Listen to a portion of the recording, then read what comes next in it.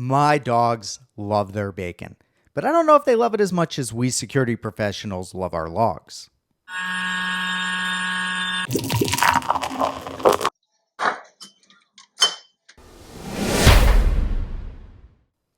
This week, we're going to start our discussion on security logs, and we're going to turn the first logs on in our Amazon account. Now, it won't surprise you to realize that logging in cloud is different than logging in the data center. I like to break it out into three key differences that, if we focus on, make it a lot easier to figure out our logging strategy. The first is the different sources, as well as the different collection paths to get those logs. A lot of different sources in cloud, and a lot of different ways of collecting those logs. The next is the speeds discussion. So if the sources are the feeds, we also have to talk about the speeds, because the speed of log delivery becomes really important to our security operations. And then the last is that cloud has something known as events, which isn't really something that we had in the data center. We're going to cover events in more detail over time, but it's a new kind of a source, and it really enables some pretty powerful security capabilities. Now look, just like we did with identity and access management, we're just going to cover the basics, and we're going to give you a little bit of foundational data today. We're going to start by focusing on the most important security telemetry source within cloud. Now that's an important term that I use a lot. I don't really talk about log management in cloud. I talk about security telemetry, because a lot of what we're going to deal with, such as those events, are different than logs or log files, and they're stored differently. And again, we're going to get into all of those details over time. Today, we're going to focus on the management plane activity, and the source that we're going to use for this in AWS is known as CloudTrail. Azure's got their own one. It's known as the Azure Activity Log. Google has theirs. It's known as the Google Cloud Audit Logs. And these feeds provide us telemetry for nearly every API call that's made in our environment. And since the cloud consoles and portals themselves are making those API calls on the back end, and the providers, all their automation, are also making API calls, it gives us a really detailed view of what's going on within our cloud accounts. Now, these cloud management plane logs are called the API call logs, and they capture most of the API calls, but there are going to be a lot of differences between the providers. Even within a given provider, there's going to be a lot of differences between the different services. Now think about it this way. Amazon is like 200 plus different services with a lot of different teams building those services. Those teams have standard formats for creating those logs that we're going to get for that API activity. But as you might imagine, there's going to be differences in terms of the quality and the level of detail, and even sometimes the terminology and a little bit on the structure of what each of those teams is going to produce. It's not horrible, but you do need to understand and be familiar with kind of crawling through those things once we get into like our incident response area, because the logs are going to look different even within one provider across some of the different services. The providers themselves also will have undocumented APIs. These are just things they usually use for some of their web interfaces and some of their back-end automation. And those may not be logged the same, and they may not be logged at all. That usually isn't a make it or break it in terms of our security response kind of things, but it is something to be aware of as you're building your overall program and strategy. Last is, and this is specific for Azure, Azure's got a huge gap. That gap in Azure is that the activity log doesn't show any read activity. Now, our labs right now are very focused on AWS, but I do want to make you aware of some of the differences with the other cloud providers, at least when I know what they are, as we go along.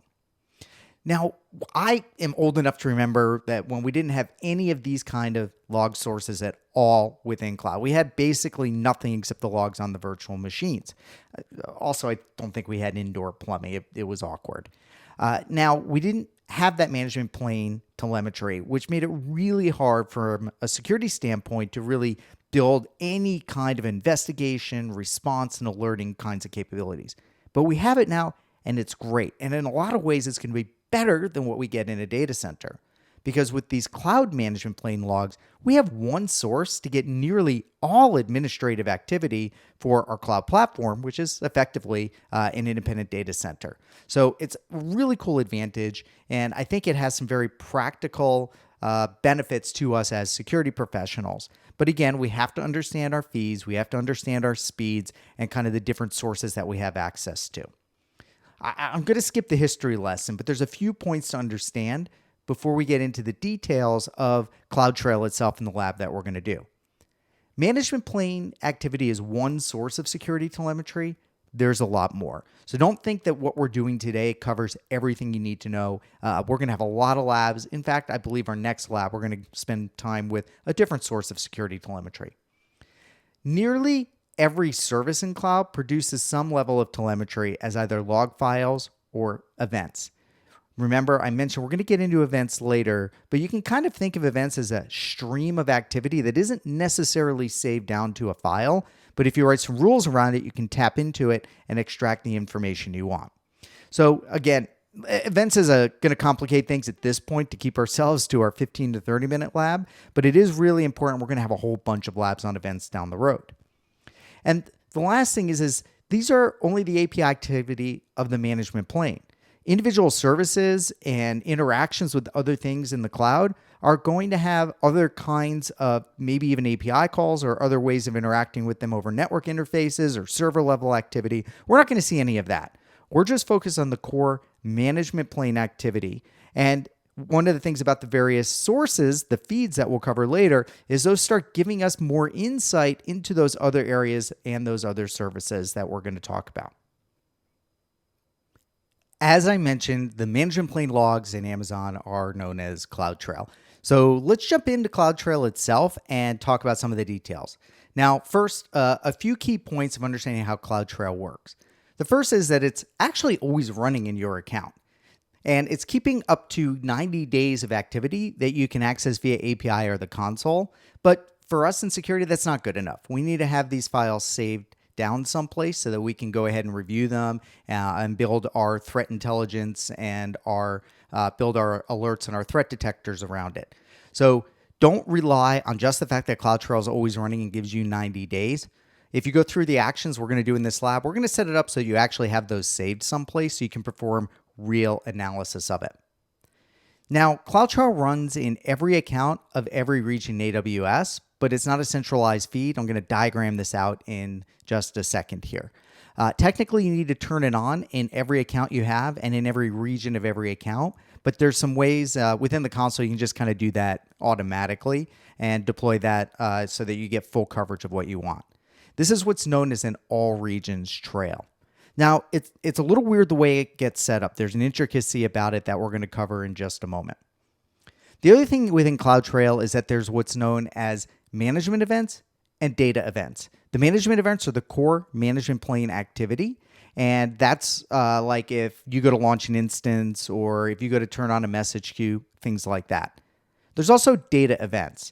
So imagine you have a storage bucket, an S3 bucket set up. The data event would cover the access to that individual resource, that data level activity, which is going to be different than the management activity of creating, destroying, or modifying a bucket. So CloudTrail gives you bits and pieces of both. Today, we're just going to focus on the management activity, and later we're going to get into some of the data events and what that means. Don't turn on data events now because those can increase your cost. You get the management trail, you get one per account and per region for free.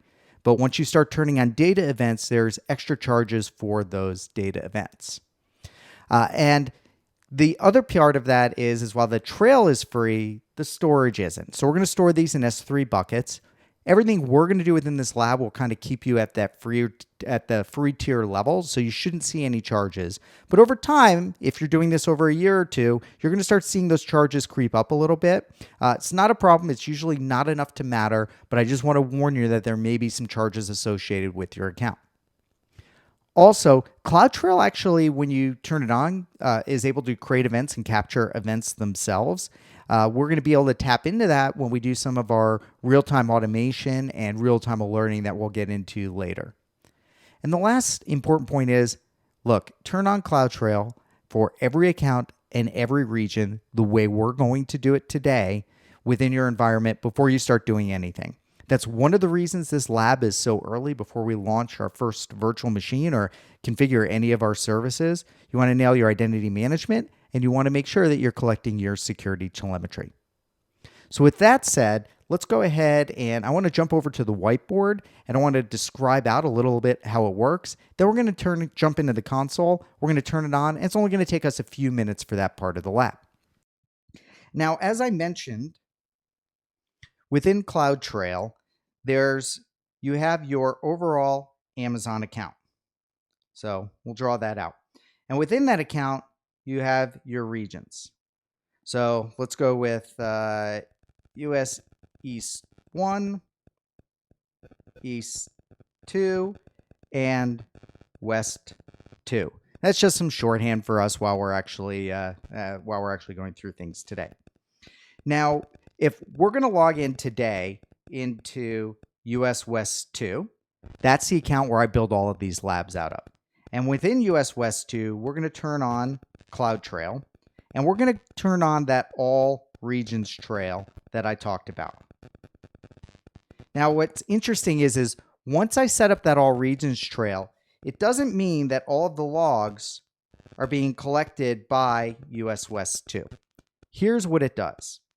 That turns on a separate CloudTrail independently in every region. Every Amazon region is really logically separated and isolated from all of the other regions. A service like CloudTrail isn't running across all of them.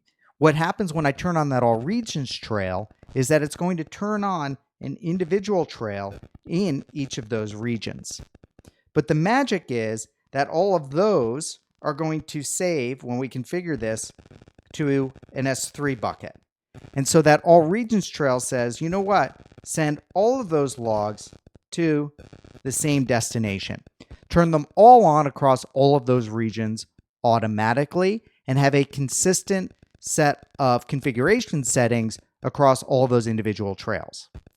This becomes important when you're starting to go in and do your investigations, because like people tend to go in and say, hey, I'm not seeing any IAM activity in my US West 2 log, especially when you start dealing with CloudTrail events, because events are region specific. We'll, again, get into all of that later. Well, the reason is all IAM is running out of US East 1. And so there's definitely activity you might miss if you don't understand that what you're really setting up is 20 plus CloudTrails across 20 plus regions, but they're all saving to one log destination. With that out of the way, let's go ahead and get it set up. Now, if you're not already logged in, go ahead and log into your Amazon account. As a reminder, you want to log in as that IAM user, the admin one that we've previously created. You do not want to be logging in as your root account for doing these things. The next thing is make sure that you are in the correct region. Now, look, what we're about to do will work anywhere, but for consistency for all of our labs, this is going to be the primary region, US West Oregon, US West 2, that we're operating out of. All the regions tend to be a little bit different, and US West 2, for me, in my experience, has worked pretty well. It tends to get Amazon services, tends to be one of the first regions to get them, and I run into less capacity issues. US East 1, Virginia, is where all of the core AWS services like IAM run out of. It also tends to be the most congested. You'll run into the most problems when you're running over there. So try and stay away from your day-to-day activity from US East 1. So we're in US West 2, which is the Oregon region, and we're going to go to CloudTrail. Now, in my case, it popped right up here on my recently visited, but if I don't have it there, I'm just going to go into the search box, type in CloudTrail, and click on it. You'll notice that we don't have anything turned on yet. Now, here's where things become interesting. I don't have a trail. It defaulted to create a trail. And if I actually go click on my trails, you'll see I have no trails going on. But if I click on event history, you'll actually see event history here. Now, I haven't done anything in the account recently, but the event history will actually fill in even if you haven't turned on a trail, if I started creating or deleting resources. Let's actually take a look here, see if this works. It's always risky to do something on the fly. Here you go. You'll notice I switched over to another region, Virginia. Remember I mentioned that all IAM activity occurs in that US East 1 Virginia region. And now you can see everything that we did in one of our earlier IAM labs. That's why it's so important to understand how these all region trails work, because you might want to bounce around regions. You might need to track down certain activity.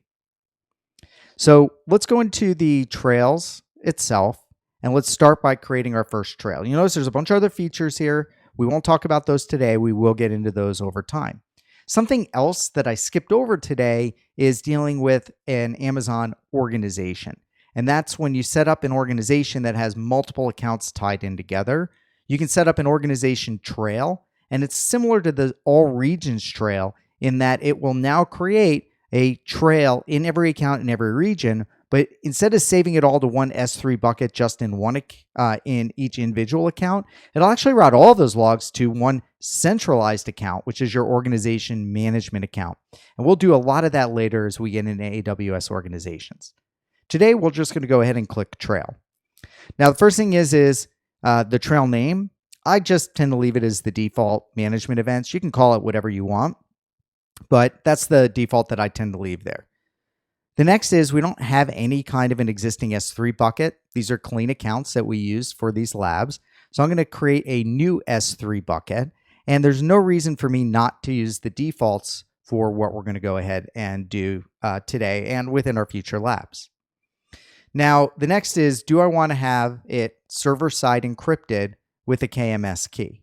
Well, I am actually disabling this for us today, because when I encrypt it, it's going to make some of the labs later harder.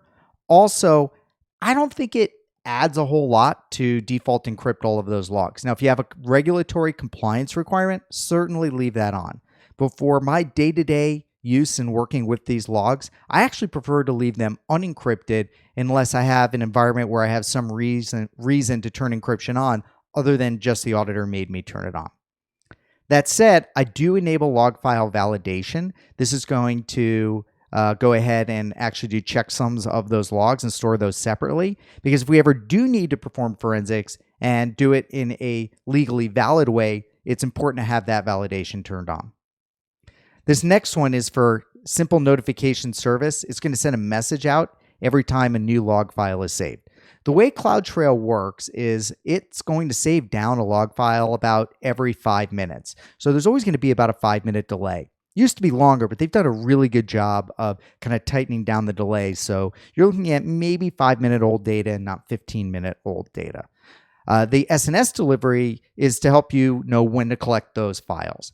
If you have integrated with an external SIM, Splunk or something like that, frequently they'll have you turn that on because that will send that notification out and tell the system what log file to go collect. So it gives you that little push notification so you can pull the log files out. Now we can save these down into CloudWatch logs, and CloudWatch logs is a different monitoring service within AWS that we'll get into later. You can turn this on later, and for cost purposes, I'm not going to turn it on now. We don't need it for what we're going to do with our core labs here. But this allows you to build like metrics filters and other things over on the CloudWatch side. And CloudWatch, the way to think about it, is a general monitoring service. You can send all sorts of different kind of logs from all sorts of different services into it. We're not going to worry about that today. We're going to stick with just saving our log in S3. And the last thing is you can go ahead and tag those log files if you want to. But again, no reason for us to do that for ours. And oops, it wanted me to actually put the name in. And let me go ahead and, I'll just call it S.L.A.W logs. So again, the name really doesn't matter. Actually, you know what? Let's be a little bit better. Let's just call it default and leave it as it is. All right, click next. Now, this is where we have to decide what we want to record with this individual CloudTrail. For what we are doing in our lab today, stick with just the management events. We will work more with data events down the road, but we're going to build up from the basics, get that strong foundation before we start turning on things that we don't know what to do with, that aren't going to matter for the labs that we're using. So stick with just the management events. We do want to collect both read and write events. In some places, they don't care about the read events, but we do. We're going to use read events for detecting reconnaissance activity. What's the difference? Well, a read event is describe this instance. A write event is launch an instance. If a lot of things that attackers are going to do at that recon level is going to be within the read events, it helps us catch things a little bit earlier. It does increase what we're saving.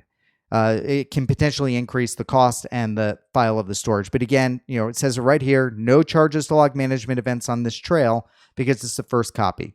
Some places do set up multiple trails, and at that point, you have to start pruning and tuning these things a little bit more. You can also exclude Amazon KMS events. Again, that's the reason they have that there is for cost management and for storage management. There's a lot of those events. Same thing with RDS data API events. Those, again, are just things that Amazon's giving us those options to help kind of control our log file sizes. Not going to be an issue within our labs, so we're going to keep those turned on for now. Then we just review, and we've got everything set up that I want here. I've got my default trail. I'm calling it default. It is a multi-region trail. That's just the built-in. That's what we want. We're going to try it, apply it to our organization. This says not enabled. Now, I don't think we can enable it at this point in time. So you notice if I go into editing for the details, it's not available because we haven't gone ahead and enabled organizations. We will do that later, and then we're probably going to have to turn on and modify our trails a little bit. But because that's a more advanced topic, we're going to really hone in on security of just one Amazon account for now. We're going to go ahead and introduce organizations later, and we can change our trail or delete it and create a new one at that point in time. So that's why we don't have that available, and it's grayed out right now. It's because we haven't turned on organizations. We're not going to worry about keeping the CloudWatch log groups. We may decide to turn that on later for other reasons, but for right now, we don't need that. No tags. We're having our all API activity. We haven't excluded anything. We're also not collecting data events or this other thing known as insight events. Insight events we'll get into again in other future labs, but those insight events are going to also increase the cost within our account, and we're not at the point where we're going to use those things yet, so no reason to turn them on. Now, I've gone ahead and created the trail. It's just that easy to turn it on, but let's look a little bit at what that's done within our account. So I'm going to go ahead and right-click. Oops, I have to right-click on this here, open link in a new tab. And let's go into Amazon S3. And you can see now I have this bucket for my CloudTrail logs that Amazon created for me. And if I click on that, you'll see it has AWS logs. It has my account ID. And then it has a digest, which is where our log file validation comes in. But then it's the CloudTrail logs itself. And because we just turned it on, we don't have any logs, but those files would start appearing here. They're in the gzip format. As you do more things in your account, feel free to download them. The other place where you can see this, as I went over before briefly, is in the event history. We don't have much here, and you'll notice we don't even see our creating our CloudTrail yet. That would show up relatively quickly, but if I go over into that US East, I have all of my earlier activity, including my console login for today. This is searchable. This is what you would get if you pulled it down via API calls. It tends to focus on write activity, but they did actually add read activity to this as well. I'll use this for a quick search for something, but it's not what I use for any serious investigations. When we get into incident response labs later, it'll give you a much better sense of it. That's it. In our future labs, we're going to start covering some of those other telemetry services, but CloudTrail, it takes you just a few minutes to set it up. I spent a lot more talking than clicking today, and later we'll go through the details of what do those log files look like and what do we actually see on the inside and how can we use it for investigations.